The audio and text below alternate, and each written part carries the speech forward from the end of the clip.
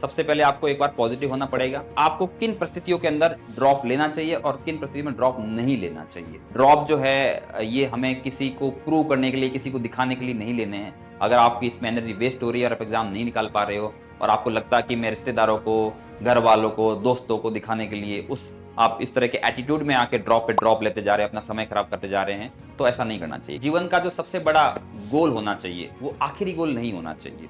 हमारा जीवन बहुत लंबा है और हमें कई गोल और भी आगे सेट करने हैं, उनको पार करना है, उनको फॉलो करना है। किसी भी चीज का कोई शॉर्टकट नहीं होता, बोलते हैं ना सफलता का कोई शॉर्टकट नहीं होता है। हेलो बच्चों, बहुत बहुत स्वागत है आपका आज के इस वीडियो में। सभी को नमस्कार। उम्मीद करता हूँ कि सब लोग बढ़िया होंगे। जैसा कि आप देख पा रहे हैं, आज का जो वीडियो है या आज का जो सेशन है वो रहने वाला है कि नीट नहीं तो क्या। आप सभी का नीट का एग्जाम खत्म हो गया है और आपको आइडिया लग गया है कि आप नीट की एक्सपेक्टेड कट ऑफ को क्रॉस करने जा रहे हैं या नहीं करने जा रहे। तो आज बेटा हम यही बात करेंगे कि अगर बाई चांस किसी कारणवश अगर आप नीट क्वालिफाई नहीं कर पा रहे हैं, कट ऑफ को क्रॉस नहीं कर पा रहे, तो उसके बाद उसके अलावा हम नीट के अलावा और क्या कर सकते हैं, या मेडिकल फील्ड में और कौन कौन से कोर्सेज है जिसको हम ऑप्ट कर सकते हैं, या हमें कब ड्रॉप लेना चाहिए या नहीं लेना चाहिए, उसके बारे में बात करने वाले। मैं आपको पहले बता दूं कि इस वीडियो का ये मकसद नहीं है कि हम आपको डीमोटिवेट करें या फिर आपका जो नीट का लक्ष्य है उससे आपको भटकाए या उसके प्रति आपको कहीं ना कहीं नेगेटिविटी लाए। हमारा मकसद इतना है कि अगर किसी कारण अगर आप नीट क्रॉस नहीं कर पाते हैं तो आप क्या कर सकते हैं, क्या आपको ड्रॉप लेना चाहिए या किसी और फील्ड के लिए ऑप्ट करना चाहिए, उसी के बारे में हम बात करेंगे। बच्चों, अगर आपका नीट का एग्जाम क्वालिफाई नहीं हुआ है, आप अगर मान लो कट ऑफ को क्रॉस नहीं कर पा रहे, तो इसका ये मतलब नहीं है कि आपने मेहनत नहीं की है या आपके अंदर कोई कमी रह गई है या आप जीवन में हमेशा असफल रहोगे। ऐसा आपको सोचने की जरूरत नहीं है। तो सबसे पहले तो आपको अपने नीट के रिजल्ट से जो हताशा मिली है, जो निराशा मिली है, उसको दूर करना पड़ेगा। सबसे पहले आपको एक बार पॉजिटिव होना पड़ेगा, क्योंकि बेटा नीट ही सब कुछ नहीं है, उसके आगे भी जीवन है। बोलते हैं कि जीवन का जो सबसे बड़ा गोल होना चाहिए वो आखिरी गोल नहीं होना चाहिए। हमारा जीवन बहुत लंबा है और हमें कई गोल और भी आगे सेट करने हैं, उनको पार करना है, उनको फॉलो करना है। तो ये ना सोचे कि ये आखिरी एग्जाम था, ये आखिरी गोल था, अब इसमें नहीं हुआ तो आगे नहीं होगा। ठीक है। कुंवर नारायण की एक कविता है, कुछ पंक्तियां सुनाता हूं मैं उसकी। वो कहते हैं कि दुर्गम वनों और ऊंचे पर्वतों को जीतते हुए जब तुम अंतिम ऊंचाई को जीत लोगे, तब तुम्हें लगेगा कि कोई फर्क नहीं है तुम में और उन पत्थरों की कठोरता में जिनको आपने जीता है। जब तुम अपने मस्तक पर बर्फ का पहला तूफान झेलोगे और कांपोगे नहीं, तब तुम पाओगे कि कोई फर्क नहीं है सब कुछ जीत लेने में और अंत तक नहीं हारने में। इस पूरी कहानी कविता का सारांश ये है कि अगर आपने जी जान से मेहनत करी है, फिर भी आपका नहीं हुआ है, तो एक प्रकार से आपकी जीत जैसा ही है। क्योंकि ये आपकी जो मेहनत करने की जो आपके अंदर वीर भावना है, ये आपके जीवन में कहीं न कहीं और आगे काम आ जाएगी। क्योंकि आपने अपना पूरा दिया है। अब क्या करें, देश में सीटें ही कम है नीट के लिए, तो आप सेलेक्ट नहीं हो पाए, थोड़ा बहुत रह गए। तो इसका मतलब ये नहीं है कि आप जो है ये फेलियर है। आपके पास में जीवन में और मौके आएँगे, आपके अंदर जो मेहनत करने की जो लालसा है, वो आपके जीवन में और आगे कहीं न कहीं काम आएगी। जीवन के जो अन्य गोल होंगे, उसमें आपको हेल्प करेगी। ठीक है बेटा? तो वीडियो स्टार्ट करते हैं आज का सेशन। तो सबसे पहले हम बात ये करेंगे कि आपको किन परिस्थितियों के अंदर ड्रॉप लेना चाहिए और किन परिस्थितियों में ड्रॉप नहीं लेना चाहिए। तो बेटा ऐसा है कि अगर आप 12th पास हो, आपने 12th पास करी है, यानी कि आप फ्रेशर हो, जिसको हम फ्रेशर बोलते हैं। अगर आप 12th पास हो, फ्रेशर हो, तब आपको 101% ड्रॉप लेना चाहिए। ठीक है? क्योंकि अभी तो आपने 12th पास करी है। बहुत कम बच्चे ऐसे होते हैं जो 12th के साथ में नीट निकाल पाते, तो ऑब्वियस सी बात है उनका रेशियो 1% से भी कम होता है। तो आपको ड्रॉप लेना चाहिए, 100% लेना चाहिए। ठीक है। अब देखो, मान लो आपका फर्स्ट ड्रॉप था, मान लो आपका फर्स्ट ड्रॉप था, लेकिन आप एग्जाम निकाल नहीं पाए, किसी भी कारण आप उसको क्वालिफाई नहीं कर पाए, तो आपको सेकेंड ड्रॉप 100% लेना चाहिए। अब आप में से बहुत सारे बच्चे सोचेंगे कि ऐसा क्यों, हमने एक ड्रॉप ले लिया और एग्जाम निकाल नहीं पाए, तो हम सेकंड ड्रॉप क्यों ले। बेटा देखो, ऐसा होता है कि नीट जैसा एग्जाम जिस स्केल पे ये कंडक्ट करवाया जाता है, जिस हिसाब से इसमें रजिस्ट्रेशन आते हैं, 24 लाख 25 लाख के हिसाब से इसमें फॉर्म भरे जाते हैं, इतनी कम सीटें हैं, ये कह सकते हैं कि बहुत बड़ी प्रक्रिया है। तो इसको पार करने के लिए आपको 2 साल तो कम से कम लगते ही लगते हैं। 1 साल में हो जाए अच्छी बात है, लेकिन 2 साल तो हम एवरेज या नॉर्मल मान के चलते हैं। तो अगर आपका पहला ड्रॉप में क्लियर नहीं हुआ, तो सेकंड ड्रॉप लेने में कोई आपको हर्ज नहीं होना चाहिए, आपको सेकंड ड्रॉप लेना चाहिए। बड़े एग्जामों के लिए 1-2 साल तो बड़ी आम बात है, कोई इसमें खास बात है नहीं। सब लोग लेते हैं, सब लोग लेते आए हैं, सब लोग लेते भी रहेंगे, ठीक है। तो आपको फर्स्ट ड्रॉप के बाद में ड्रॉप लेना चाहिए, दोबारा लेना चाहिए।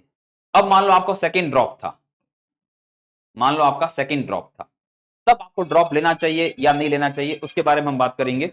तो बेटा अगर सेकंड ड्रॉप के बाद में अगर आपको ऐसा लगता है कि तुमने पूरे जी जान से तैयारी करी है, आपने पूरे टेस्ट दिए हैं, पूरे लेक्चर देखे हैं, सब कुछ आपने, जो आपकी कैपेसिटी है, आपने कहीं पर भी कोई गड़बड़ नहीं की है, कोई आपने लापरवाही नहीं की, आपने अपने तन मन से तैयारी करी है, लेकिन फिर भी आप नहीं हो पाए, ठीक है, तब उस केस में आपको मेरे ख्याल से ड्रॉप नहीं लेना चाहिए, नो ड्रॉप।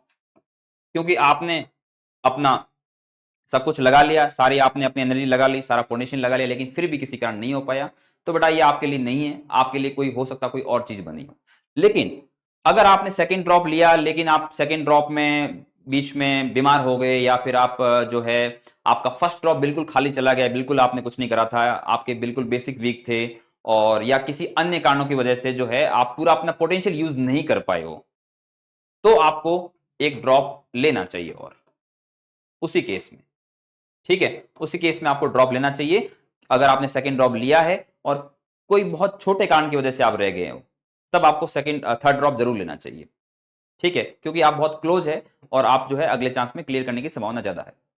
लेकिन आपने अगर थर्ड ड्रॉप ले लिया है, थर्ड ड्रॉप ले लिया है, और आपने मेहनत भी कर ली है, सब कुछ जो करना चाहिए एक नीट के स्टूडेंट को सब कराया आपने, लेकिन फिर भी आप एग्जाम निकाल नहीं पाए, तो बेटा मैं ये कहूंगा कि ये एग्जाम फिर आपके लिए नहीं है, आपके लिए भगवान ने कुछ और सोचा होगा, विधि का विधान कुछ और है।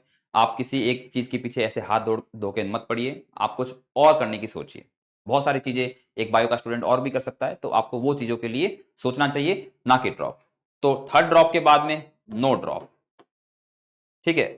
ये जनरल बातें, ऐसे बहुत सारे बच्चे होते हैं जो कई सारे ड्रॉप लेते रहते हैं, ठीक है बेटा। तो ऐसा है कि किसी चीज की जिद करनी अच्छी बात नहीं होती है, ठीक है। और ड्रॉप जो है ये हमें किसी को प्रूव करने के लिए, किसी को दिखाने के लिए नहीं लेने हैं। अगर आपकी इसमें एनर्जी वेस्ट हो रही है और आप एग्जाम नहीं निकाल पा रहे हो, और आपको लगता है कि मैं रिश्तेदारों को, घर वालों को, दोस्तों को दिखाने के लिए उस आप इस तरह के एटीट्यूड में आके ड्रॉप पे ड्रॉप लेते जा रहे हैं, अपना समय खराब करते जा रहे हैं, तो ऐसा नहीं करना चाहिए। क्योंकि ये कंडीशन मैंने क्या बताया कि आपने पूरी मेहनत करी है, अच्छे से मेहनत करी है, आपने टेस्ट भी दिए हैं, आपने जो है लेक्चर्स भी टाइम पे लिए हैं, आपने शेड्यूल को फॉलो करा, लेकिन फिर भी नहीं हो पा रहा, तो बेटा ये अपने लिए नहीं है। ये चीज हमारे लिए कुछ और चीज होगी जो हमारे लिए सुटेबल होगी, हम वो कर लेंगे, लेकिन ये चीज हमारे लिए नहीं है।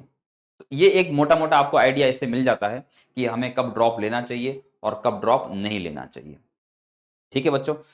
अ, इसके अलावा एक चीज और भी होती है, जैसे मान लो आपने सेकेंड ड्रॉप लिया है, या मान लो थर्ड ड्रॉप लिया है, ठीक है, बहुत क्लोज रह गए हो आप बहुत क्लोज रह गए हो, आपको लगता है कि बस किसी एक सब्जेक्ट में थोड़ा सा अच्छा करने से अगर आपका नीट निकल जाता है, तो मुझे लगता है कि अगर आप अगली बार फुल ड्रॉप ना लेके पार्शियल ड्रॉप ले सकते हो, आंशिक ड्रॉप जिसको बोल सकते हैं। पार्शियल ड्रॉप का मतलब ये है कि आप कोई कोर्स ज्वाइन कर लीजिए, जैसे कि आपके मान लो जो है फॉर एग्जाम्पल आपके 500 to 600 के बीच में मार्क्स आ रहे हैं, ठीक है, और आप क्वालिफाई नहीं कर पा रहे नीट।